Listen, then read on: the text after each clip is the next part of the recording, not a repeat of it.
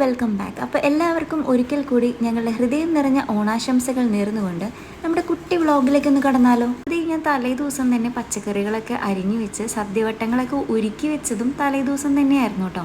ഇപ്പോഴത്തെ എൻ്റെ ഒരു സ്റ്റേജ് അറിയാലോ, 8ാം മാസം ആയതുകൊണ്ട് തന്നെ എനിക്കിതൊക്കെ ചെയ്യാൻ പറ്റുമോ എന്ന് ഭയങ്കര സംശയം ഉണ്ടായിരുന്നു. ഫുഡ് ഓർഡർ ചെയ്താലോ പുറത്തുനിന്ന്, സദ്യ ഓർഡർ ചെയ്താലോ പുറത്തുനിന്നൊക്കെ മനസ്സിൽ വിചാരിച്ചു. പക്ഷേ എന്തോ ഇപ്രാവശ്യം കുഞ്ഞുവാവായിട്ടുള്ള ആദ്യത്തെ ഓണമാണല്ലോ, അതുകൊണ്ട് തന്നെ പുറത്തുനിന്ന് വേറൊരാൾ ഉണ്ടാക്കിയ ഫുഡ് വേണ്ട, ഞാൻ തന്നെ ഉണ്ടാക്കിയ ഫുഡ് മതി എന്ന് എൻ്റെ മനസ്സ് തോന്നി. അതുകൊണ്ട് തന്നെ എന്നെക്കൊണ്ട് പറ്റുന്ന രീതിയിൽ ഒരു ചെറിയ സദ്യയാണ് കേട്ടോ ഉണ്ടാക്കിയിട്ടുണ്ടായിരുന്നത്. പിന്നെ ഇത് കായ വറുത്തത്, ശർക്കര ഉപ്പേരി, അതുപോലെ തന്നെ നമ്മുടെ വാഴയിലൊക്കെ തലേദിവസം തന്നെ കിട്ടിയായിരുന്നു കേട്ടോ. ഇത് നമുക്ക് പ്രിയക്കുട്ടിയാണ് ഈ ഒരു മൈലാഞ്ചി കിട്ടി തരുന്നുണ്ടായിരുന്നത്. എനിക്ക് ഭയങ്കര ഒരു ആഗ്രഹം മൈലാഞ്ചി ഇടാനായിട്ട്. ആഗ്രഹം കേൾക്കേണ്ട താമസം അപ്പം തന്നെ പ്രിയക്കുട്ടി ഈ മൈലാഞ്ചി കിട്ടി തന്നായിരുന്നു കേട്ടോ. പിറ്റേ ദിവസം സേമിയ പായസം ആയിരുന്നു ഉണ്ടാക്കിയിട്ടുണ്ടായിരുന്നത്.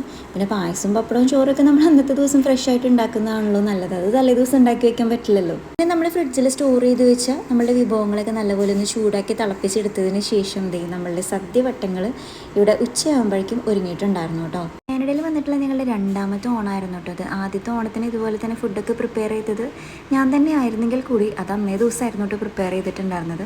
ഇത് അറിയാലോ, 8ാം മാസം ആയതുകൊണ്ട് തന്നെ അതിൻ്റേതായിട്ടുള്ള ബുദ്ധിമുട്ടുകളുണ്ട്. അതുകൊണ്ട് എനിക്കറിയായിരുന്നു അന്നേ ദിവസം ഇതൊക്കെ ചെയ്ത് കഴിഞ്ഞാൽ ഞാൻ എത്തില്ല എന്നുള്ളത്. അതുകൊണ്ട് തന്നെ തലേ ദിവസം എല്ലാം സെറ്റ് ചെയ്ത് വെച്ചിട്ടുണ്ടായിരുന്നു.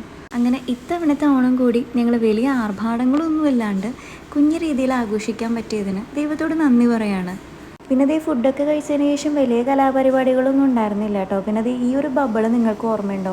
നമുക്ക് പണ്ടൊക്കെ പൂരത്തിനും പെരുന്നാളിനൊക്കെ കിട്ടുന്നതാണ്. ഇപ്പോഴും ഇങ്ങനത്തെ ഒക്കെ എന്തെങ്കിലും കണ്ടു കഴിഞ്ഞാൽ കുറേ നേരം അതുമോ പണി പിടിച്ചിരിക്കും. അത് പിന്നെ എത്ര കാലം കടന്നുപോയി എന്ന് പറഞ്ഞാലും നമുക്കിപ്പോൾ എത്ര പ്രായമായി എന്ന് പറഞ്ഞു കഴിഞ്ഞാലും നമ്മുടെ മനസ്സ് ചെറുപ്പാണെങ്കിൽ നമ്മളെപ്പോഴും ഹാപ്പി ആയിട്ട് തന്നെ ഇരിക്കും കേട്ടോ. അങ്ങനെ അതൊക്കെ കഴിഞ്ഞ് ഞങ്ങളുടെ കുഞ്ഞു കുഞ്ഞു വർത്തമാനങ്ങളും വിശേഷങ്ങളും ഒക്കെ ആയിട്ട് ഞങ്ങളുടെ ഓണം അങ്ങനെ കളറായിട്ടോ.